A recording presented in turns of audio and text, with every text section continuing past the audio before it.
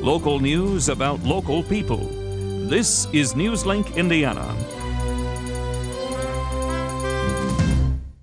Good evening, I'm Chris Bavender. Thanks for joining us. Some Albany residents got quite a scare this morning. It happened near the intersection of Miller and Oak Avenue.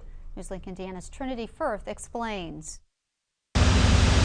That's the sound some Albany residents heard around 11:30 this morning after a construction crew in the middle of demolishing a house hit a 2-inch natural gas line, causing it to rupture.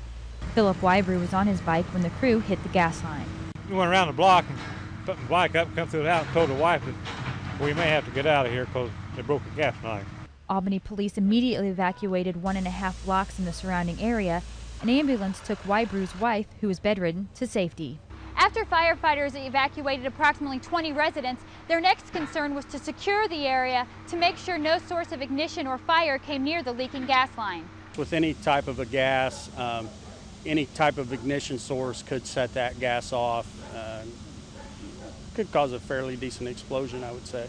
The foreman of the construction crew that hit the line said they dug in a marked area. Kind of hard to locate some of those lines, but there may have been another line beside it that they located, but you know, they had it marked where it was, and they said it was all right to dig where we did, but it wasn't. It took crews about an hour and a half to fix the leak, and by 1:30, residents were back home.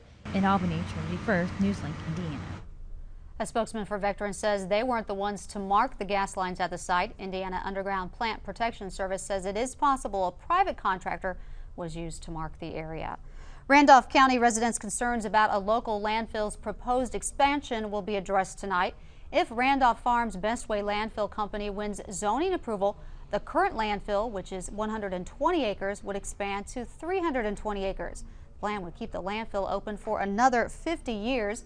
Bestway Garbage Removal operates the landfill and also picks up trash in 6 surrounding counties, all of which goes to the Randolph County landfill.